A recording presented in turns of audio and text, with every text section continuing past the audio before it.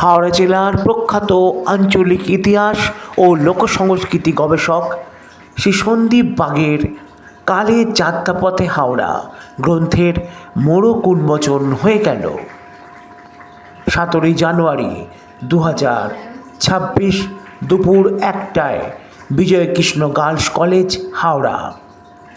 Bijoykrishna girls কলেজের অডিটোরিয়ামে উদ্বোধন হয়ে গেল এই গ্রন্থটির মোড়ক উদ্বোধন হয়ে গেল কালের যাত্রাপথে হাওড়া। বিজয়কৃষ্ণ গার্লস কলেজ হাওড়ার IQAC এবং ইতিহাস বিভাগের সহযোগিতায় হাওড়া প্রজ্ঞান কেন্দ্রের উদ্যোগে হয়ে গেল এই গ্রন্থ প্রকাশ ও হাওড়া বিষয়ক আলোচনা সভা। কালের যাত্রাপথে হাওড়ার গ্রন্থটি প্রকাশ হলো এবং তারই সাথে ছিল আলোচনার বিষয় ছিল হাওড়ার ইতিহাস বহুস্বরের খোঁজে। বক্তা ছিলেন ডক্টর শিবেন্দু মান্না ও মোহাম্মদ আবদুল্লাহ। আর আমাদের এটা জানানো প্রয়োজন, এইটা আমার মনে হয়েছে আমাদের ছিল হাওড়ার ইতিহাস নিয়ে আকর্ষণীয় প্রশ্নোত্তর পর্ব। এবং এই ছাত্রীরা হাওড়ার হালচালের পর্দায় দেখুন তারই কিছু টুকরো চিত্র। মোড়ক উন্মোচন কালের যাত্রাপথে হাওড়া। আমার প্রচণ্ডভাবে মনে হলো যে আমি এত বছর এখানে চাকরি করলাম, তো এইটুকু হাওড়ার জন্যে যদি আমার পক্ষে করে দেওয়া সম্ভব হয় সেইভাবে আমি এই প্রপোজালটা আনি। এবং খুব আনন্দ সহকারে বলছি যে আমাদের যারা শিক্ষকরা এর মধ্যে আছেন, ডক্টর সৌভিক দাস, আর আমি সবার নাম এখানে বলতে গেলে অনেক লম্বা হয়ে যাবে, তো এরা সবাই মিলে আমার এই আইডিয়াটাকে নিয়ে ওরা কাজ শুরু করে।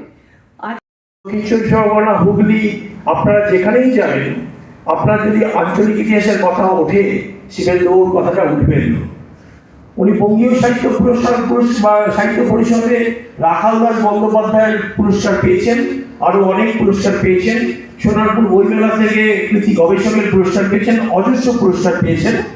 কিন্তু উনি এখানে বক্তৃতাও দিয়ে গেছেন, এই দুজনের পরিচয়টাই ছিল না।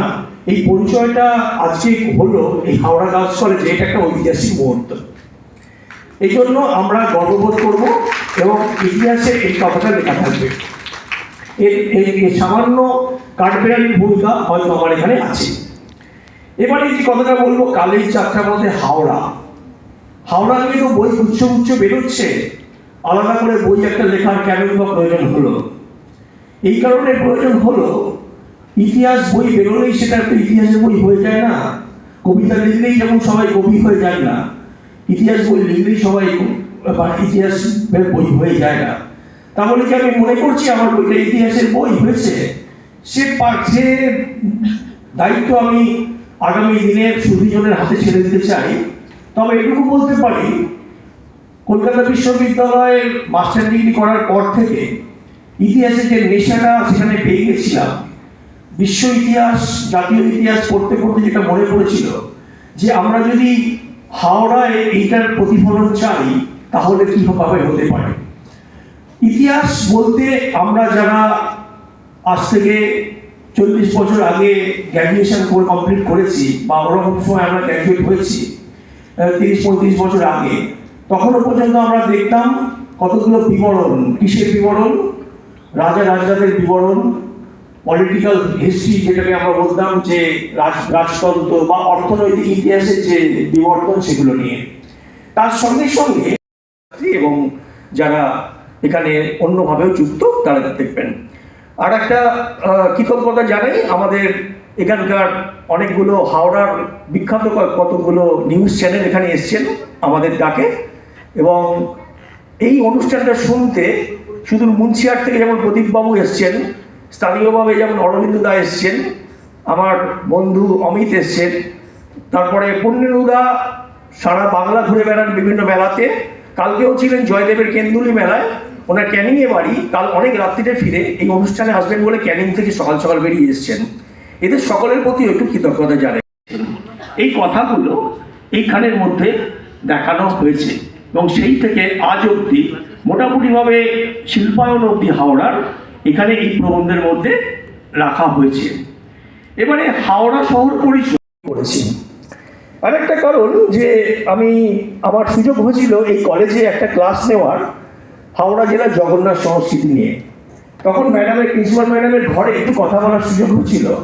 তখন আমি জিজ্ঞাসা করেছিলাম, ম্যাডাম এখানে যে কবি জীবনানন্দ দাশ পড়াতেন, তো সেটা সম্পর্কে আপনাদের কিছু রেকর্ড বা এই বইয়ের মধ্যে আছে। হ্যাঁ, আচ্ছা, হ্যাঁ, সে গল্পটা খানিকটা এর মধ্যে দেওয়া আছে, মামলা মকদ্দমা সেটাও দেওয়া আছে, এবং কমল কুমার বসুর সঙ্গে যে 99 বছরের নিজের গল্প সেটা খানিকটা দেওয়া আছে। এবং পরবর্তীকালে যদি আমি কিছু জানতে পারি নিশ্চয়ই পরবর্তী সংস্করণে বা অন্য কোনো লেখায় আমি দিয়ে দেবো। এখানে যেটা আছে যে কালে প্রথম আমার যে প্রবন্ধ, সেটা হচ্ছে যে এটা আমার একটা প্রবন্ধের সংকলন, 20খানা প্রবন্ধের সংকলন। কালের যাত্রাপথে হাওড়া, সাংস্কৃতিক ঐতিহ্য, সামাজিক বিন্যাস ও শিল্পায়ন। এখানে আমি দেখাবার চেষ্টা করেছি হাওড়া 200-500 বছরের সব এলাকা নয়, এর বিস্তৃতি 2500 বছর ধরে। অর্থাৎ আমাদের এখানে যে তাম্রলিপ্ত বন্দর, এই তাম্রলিপ্ত বন্দরটা একসময় ছিল সমুদ্র বন্দর গোটা রাঢ়বঙ্গে। অনেকগুলো প্রতিষ্ঠান গড়ে উঠেছিল তাদের সুবিধের জন্য, যেমন এখানে গড়ে উঠেছিল হাওড়া মিউনিসিপ্যালিটি, তাদের সুবিধের জন্য তাদের ছেলেমেয়েরা যাতে পড়তে পারে সেজন্য হাওড়া জেলা স্কুল, তেমনি হাওড়া টাউন হলটাও তাদের তৈরি। হাওড়া পিপলস অ্যাসোসিয়েশন বলে একটা অ্যাসোসিয়েশন তৈরি হয়েছিল। আমরা জানি 1957 সালে সিপাহি বিদ্রোহের পরে একটা ইংরেজ চাইছিলেন, সিপাহি বিদ্রোহের পরে কি হলো, একটা ভারতবর্ষের শাসনতন্ত্রে একটা পরিবর্তন এলো। ইংল্যান্ডের পার্লামেন্টের অধীনে ইস্ট ইন্ডিয়া কোম্পানি থেকে রানীর শাসনে চলে গেল আমাদের গোটা দেশটা। তখন ইংরেজরা ঠিক করলো যে যদি আমাদের এখানে দীর্ঘদিন ধরে বসবাস করতে হয়, আমাদের একটা বন্ধু গোষ্ঠী তৈরি করতে হবে। বন্ধু গোষ্ঠী যারা ইংরেজ শাসনে ফুলে ফেঁপে খানিকটা উঠেছে, সেই বন্ধু গোষ্ঠীর একটা নিদর্শন আমরা পেলাম। তাদের টাকাতে গড়ে উঠেছিল Howrah town hall. Howrah town hall প্রেক্ষাপট ও সামাজিক ও রাজনৈতিক গুরুত্ব, এর মধ্যে আমি দেখাবার চেষ্টা করেছি যে আমাদের তো সমাজ জাত এবং ধর্মের দ্বারা ভীষণভাবে প্রভাবিত। আমরা এখানে দেখাবার চেষ্টা করেছি যে উচ্চবর্ণের সঙ্গে সঙ্গে নিম্নবর্গের মানুষও এই টাউন হলে অনেক টাকা দিয়েছিল।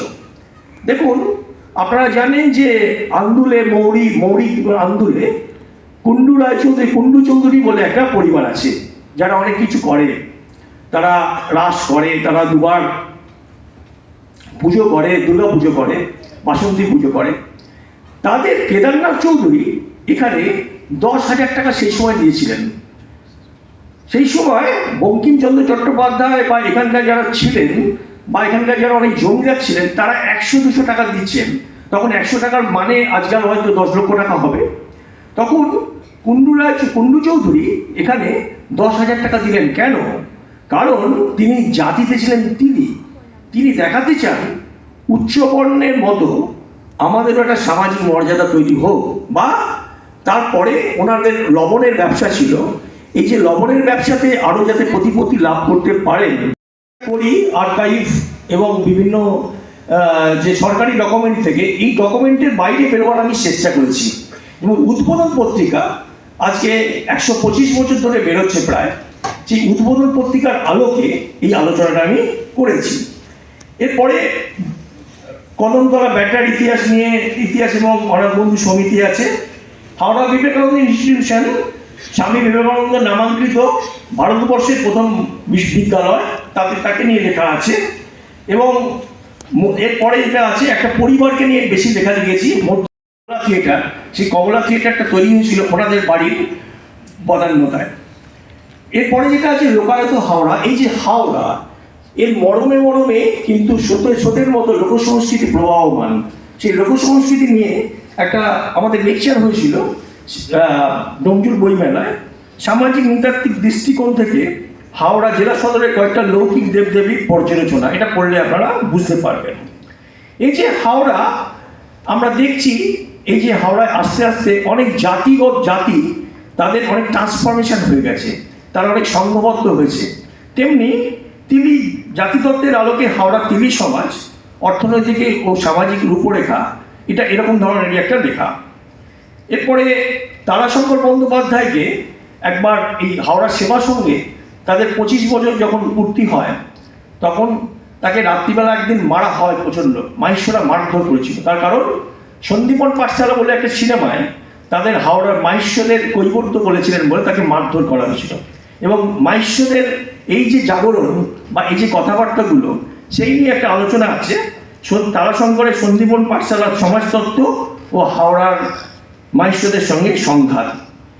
আপনারা অনেকেই জানেন যে শরৎচন্দ্র চট্টোপাধ্যায় বার্মা থেকে হাওড়ায় প্রথমে এসেছিলেন এবং এখানে আমাদের এই এলাকাতেই থাকতেন, শিবপুরে তারপরে বাসাবাড়ি হয়, পরে সান্তাবাড়িতে বেরিয়ে যান।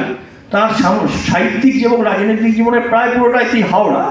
সেই শরৎচন্দ্র চট্টোপাধ্যায়ের মতো উচ্চবর্গের সঙ্গে নাম অজানা কানু পাটেল নিতাই মণ্ডলকে নিয়ে একটা লেখা লিখেছি, যে নিতাই মণ্ডলকে বলা হয় নেতাজির সেপাই।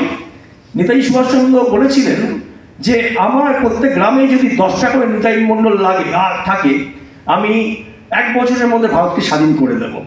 নেতাজির সেপাই কানুপাড়ের নিতাই মণ্ডল ও কংগ্রেস সভাপতি শরৎচন্দ্র চট্টোপাধ্যায় স্বদেশী আন্দোলনের মননের খোঁজ। এইভাবে আলামন দাসের ওপর একটা লেখা আছে। আমতা রামচন্দ্র কলেজের প্রতিষ্ঠাতা পঞ্চানন চৌংদা, তার ওপর লেখা আছে। উলুবেড়িয়ার ইতিহাস এবং আনন্দময়ী আনন্দময়ী কালীমাতা ঠাকুরানী মন্দির নিয়ে একটা লেখা আছে। উলুবেড়িয়া বাণীবন বাম্বপল্লী ও উন্নয়নে এককরি সিংহ রায়ের ভূমিকা, এটা নিয়ে লেখা আছে। এটা নিয়ে বোঝাতে চেয়েছি যে বিভিন্ন বর্গ, বিভিন্ন ক্ষেত্রকে একটু একটু করে ছুঁয়ে সমগ্র হাওড়াকে ধরার চেষ্টা করেছি। বাগনান এবং শ্যামপুর নিয়ে যেগুলো লেখাটা আছে, বাগনানে স্বাধীনতার সংগ্রাম, সেখানে স্থানীয় নেতৃত্ব কীভাবে উঠে আসছে এবং স্বাধীনতা পরবর্তী সময় কীভাবে নেতৃত্ব দিচ্ছে, এগুলো দেখাবার চেষ্টা করেছি। এবং শ্যামপুর সংস্কৃতি পত্রিকার মধ্যে শ্যামপুরের ইতিহাসটা কীভাবে এসেছে সেটা নিয়েও একটা লেখা লিখেছি। এই যে মুসলমান সম্প্রদায়, তাদের যে মেয়েরা কীভাবে এগিয়ে আছে, সেই খানিকটা এর উল্লেখ আছে শতবর্ষের আলোকে শ্যামপুরের খাজনাবালা হাই মাদ্রাসা এই লেখার মধ্যে। আপনারা জানেন যে বাগনান মহিলা বিকাশ বলে একটা সংস্থা আছে, যারা 40,000 মহিলাদের স্বনির্ভর করছে। এই বাগনান মহিলা বিকাশ সংঘ, যাদের কিচ্ছু নেই, যে সমস্ত মহিলাদের কিচ্ছু নেই, তাদের আগে স্বনির্ভর করে সমাজে প্রতিষ্ঠা করেছেন, তাদের সম্পর্কে একটা লেখা আছে, ভিক্ষা নয় ভরসার বাগনান মহিলা বিকাশ। এবং আমি শেষ করেছি ঝিকিরা দুটো টেরাকোটা মন্দির দিয়ে, একটা গড়চণ্ডী এবং জয়চণ্ডী, তার ইতিহাসের মধ্য দিয়ে সেই সময়কার সামাজিক এবং রাজনৈতিক ইতিহাস চলে আসছে। এবং এই বইটার একটা বড় সম্পদ শিবেন্দু বাবুর লেখা, প্রথমে প্রাককথন বা ভূমিকা এবং শেষে ওনার একটা এই ঝিকিরার উপর মূল্যায়ন। আপনারা পড়বেন, পড়ে কোথাও যদি অসঙ্গতি হয় আমাদের বলবেন, যদি কোথাও সমৃদ্ধ হন সেটাও বলবেন। আপনাদের জন্য কালের যাত্রাপথে এই গ্রন্থটি কালের কাছেই রেখে গেলাম। এটা যাত্রাপথে হাওড়া নামকরণটা খুব ভালো করে একটু খেয়াল করবেন। কালের যাত্রাপথে হাওড়া, লেখক তরুণ তুর্কি সন্দীপ এখানে উপস্থিত। তারই প্রারম্ভিক ভাষণ, সমস্ত সূচিপত্র আমাদের পড়ে শুনিয়েছে। আমি আর একটু পিছিয়ে যাচ্ছি, ইতিহাস তো। আচ্ছা, একটা প্রশ্ন সবিনয়ে নিবেদন করছি। ইতিহাস এই শব্দটা কি খুব অচেনা লাগছে? বিদেশি শব্দ বলে মনে হচ্ছে?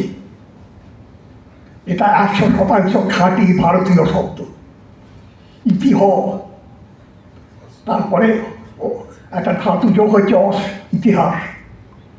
যারা সংস্কৃতের অভিজ্ঞ জন রয়েছে তারা বুঝতে পারবেন যে ধাতুটা কী বস্তু। আমি সেখানে যাচ্ছি না।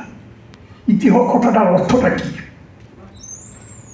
প্রাচীন ভারতবর্ষে দেখুন, জাতীয় গর্বের কারণ লৌকিক ইতিহাসের সৃষ্টি বা উন্নতি। ইতিহাস সামাজিক উচ্চাশয়ের একটি মূল। ইতিহাসবিহীন জাতির দুঃখ অসীম। হতভাগ্য, সেই হতভাগ্য জাতির মধ্যে অগ্রগণ্য বাঙালি। কে বলছেন? বঙ্কিমচন্দ্র। সর্বশেষে যে স্তরটি সাধারণ মানুষ, এদের মধ্যে বিচিত্র কম্বিনেশন। এই তিনটে প্রধান, এর কিছু উপবিভাগও আছে। জমিদারদের মধ্যে আমরা দেখতে পাচ্ছি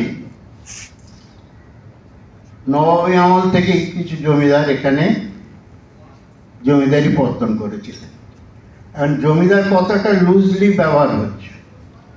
যে জোরদার তিনিও বলছেন জমিদার, তার পরিবার এটা একটা কি বলে গর্ব অনুভব করছেন। মূলত জমিদার বলতে গেলে উলুবেড়িয়াতে বর্ধমান জমিদারি ওদেরই ছিল।